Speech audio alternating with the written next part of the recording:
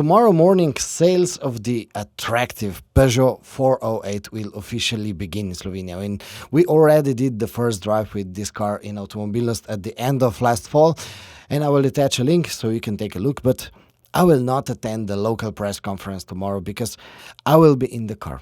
I will drive on the Austrian highway, probably somewhere around Sochaux, on my way to Germany. So we'll talk more about the 408 in the coming weeks when we will shoot a long car review.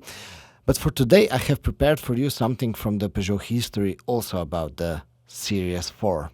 Last year, I visited the museum in Sochaux. This is on the French-German border. And at that time, my story was focused mainly on the Peugeot station wagon. Danes smo v tem muzeju zaradi tega avtomobila. Namreč, tukaj postane očitno, kako zelo drugačni so današnji karavani. Poglejte samo tega 404, kako zelo škatlast je. Je pa posebnost tega avtomobila, da je imel prostora za 6 potnikov.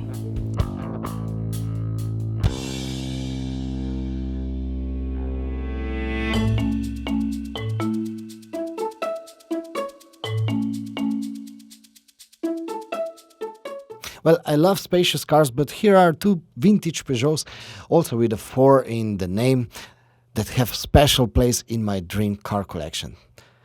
They are 403 convertible and 404 convertible. Ta oddelek na tem mestu pa ima pri meni kar malce posebno mesto, namreč kar malce nostalgičen postajam.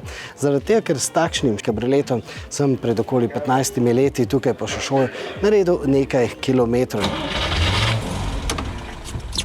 Takrat sem videl, da so bili vsi tele avtomobili prijetni za vožnjo in bi lahko tudi danes shajajo v vsakdanjem prometu. In tretja je zdaj, smo rekli, tja. Sam dol.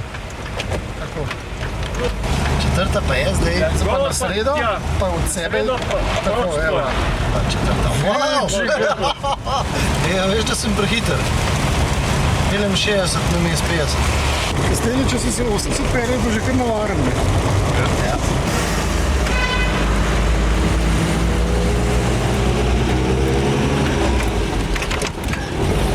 Posebej mi je bil všeč tale 404, marsikateri afriški taksist še danes uporablja takšne limuzinske verzije 404. Ta Pininfarina verzija je seveda bila primerna bolj za tisto elito. Well, if you haven't seen this story from Sochaux yet, there's a good chance you will find it interesting. And why do I think so? Because after the end of the filming, our cameraman David Shawley, with whom we filmed the story, declared, I would visit this museum also in my spare time. So you are only one click away from the virtual walk around.